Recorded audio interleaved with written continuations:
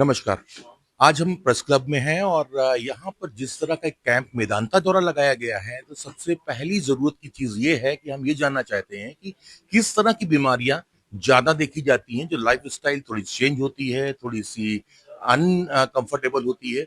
उसके साथ में हमारे साथ में बात करने के लिए इस समय मेदांता हॉस्पिटल के डॉक्टर गौरव चौहान हैं।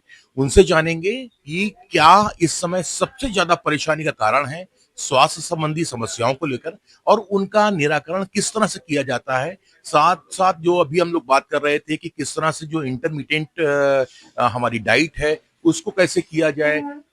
सबसे बड़ी बात है कि डायबिटिक का पेशेंट हैं, उनको कैसे जो है अपने आप को खाने-पीने में किया जाए। तो ये सब चीज़ें बात करते हैं डॉक्टर गौरव चौहान जी से और जानते हैं उनका एक्सपीरियंस क्या है और किस तरह से इस तरह की बीमारियों को, जो हमारी लाइफ़स्टाइल काफ़ी चेंज हो चुकी है, उससे कैसे राहत देते हैं। नमस्कार। आपने बहुत ही कॉमन जो सवाल आजकल जो चल रहा है उसके बारे में पूछा है। तो सबसे पहली समस्या जो हम आजकल देख रहे हैं, न्यूज़ में पढ़ रहे हैं, सडन कार्डियक अरेस्ट की पढ़ रहे हैं।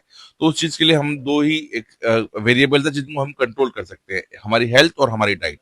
हेल्थ के लिए हमें कोशिश करनी चाहिए कि अपनी बॉडी पे हम वॉक करें या फिर जिम जॉइन करें, और वो मॉडरेशन में होना चाहिए। बहुत अत्यधिक करने से भी हार्ट के ऊपर प्रेशर आता है।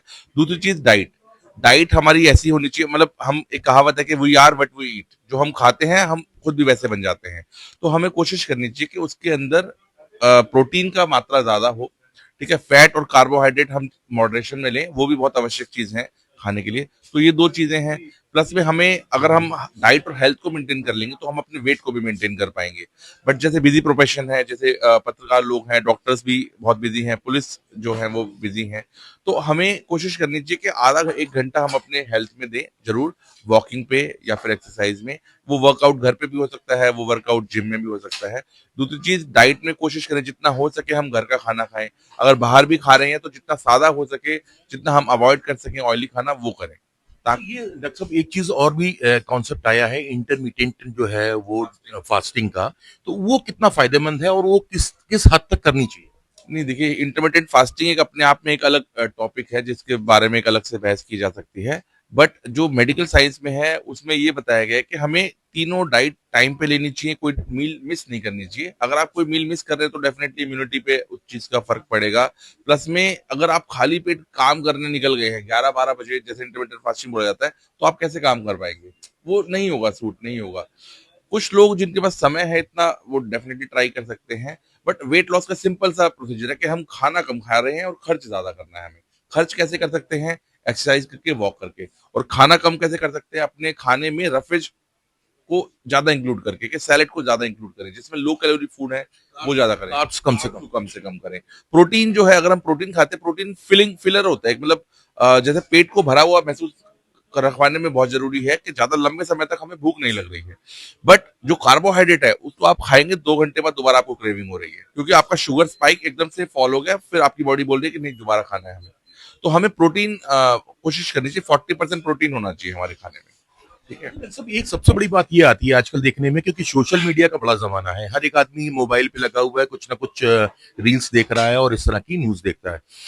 कई डॉक्टर्स ऐसे दिखाई देते हैं इसमें जो बताते हैं कि हम लोग आम खूब खा सकते हैं, पेट भर के खा सकते हैं, खाली पेट जितना भी मन हो उतना खा सकते हैं, कोई उसमें लिमिट नहीं होता है। एक थ्योरी भी बताते हैं कि आपका जितना वेट हो, सपोज 70 केजी वेट है तो उसमें एक 700 बाई 2 करके, यानी कि 350 ग्राम आप आम खा सकते हैं। तो ये सब चीजें लोग देख के काफी परेशान हैं कि आप कह रहे हैं कि खाने में आम नहीं खाना चाहिए, जो वीडियो बन रहे हैं उसमें अधिकतर दिखा दे रहे हैं कि आम खाना चाहिए, मीठी चीजें खा लेनी चाहिए। तो ये कहाँ तक सच है और कैसे इसको अवॉइड करना चाहिए। नहीं, देखो, आम आम जैसे फ्रूट है, उसमें एंटीऑक्सीडेंट है, थोड़ा सा है एंटीऑक्सीडेंट, बट बाकी सब वो शुगर है।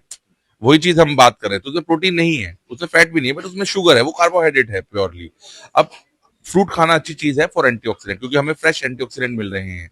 बट हर चीज, चाहे कोई भी चीज है, वो मॉडरेशन में ही अच्छी लगती है। ना आप ज्यादा ड्रिंक कर सकते हैं, ना आप ज्यादा एक्सरसाइज कर सकते हैं, ना आप ज्यादा खा सकते हैं। आपको हर चीज जो भी करनी है वो मॉडरेशन में ही करनी है। तो वो कंसेप्ट बिल्कुल गलत है, वो निराधार है। आप ऐसा कोई क्राइटेरिया नहीं है कि आप इतने किलो खा सकते हैं, इतने ग्राम खा सकते हैं। हर चीज को मॉडरेशन में होना ही जरूरी है। रिसर्च में कहाँ तक सच है कि जो है जब तक वो इस रिसर्च, जिस आधार पे वो बता रहे हैं, there is no research supporting that document. Yes. तो अभी आपने ये देखा कि जो पत्रकार है और आजकल लगभग सभी जो प्रोफेशनल हैं उनकी लाइफस्टाइल काफी चेंज हो चुकी है, और उस लाइफस्टाइल में किस तरह का आहार लेना चाहिए ये बहुत जरूरी है।